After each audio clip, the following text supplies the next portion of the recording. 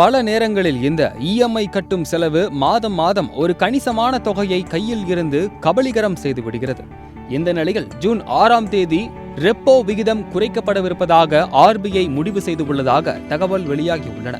இதன் மூலம் 3வது முறையாக ரெப்போ விகிதம் குறைக்கப்படலாம். இது நடைமுறைப்படுத்தப்பட்டால் நாம் கட்டும் வீட்டு லோன் உள்ளிட்ட பல கடன்கள் வட்டி குறையும். முன்னதாக இந்த வருடம் மட்டுமே 2 முறை குறைக்கப்பட்ட நிலையில் அடுத்த மாதம் 3வது முறையாக வட்டி குறைக்கப்படும் என்ற அறிவிப்பு வெளியாகியிருப்பது இஎம்ஐ கட்டுபவர்களுக்கு மகிழ்ச்சியான செய்தியாக இருக்கிறது.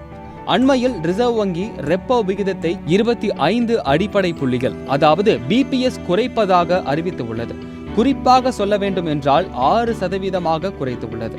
இந்த நிலையில் அடுத்த சில மாதங்களில் பணவீக்கம் 4%க்கும் குறைவாக இருக்கும் என்றும் ஆர்பிஐ தரப்பு தகவல் தெரிவிக்கின்றன. ரெப்போ உயர்த்தப்படும் பட்சத்தில் வட்டி உயர்வதால் இஎம்ஐ கட்ட வேண்டிய காலமும் உயரும். இந்த சூழலில் இந்த முறை 25 முதல் 50 பிபிஎஸ் புள்ளிகளை அடுத்த மாதம் குறைக்க இந்திய ரிசர்வ் வங்கி பரிசீலித்து வருவதாக தகவல் வெளியாகி இருக்கிறது. இன்னமும் இந்திய ரிசர்வ் வங்கி தற்போதைய நிதி ஆண்டிலேயே ரெப்போ விகிதத்தை 100 அடிப்படை புள்ளிகள் குறைக்கும் என்றும் அடுத்த கட்டமாக 2025ஆம் ஆண்டின் இறுதிக்குள் 100 பிபிஎஸ் புள்ளிகளை குறைக்க ஆர்பிஐ திட்டமிட்டு உள்ளதாகவும் பொருளாதார வல்லுநர்களால் கூறப்படுகிறது.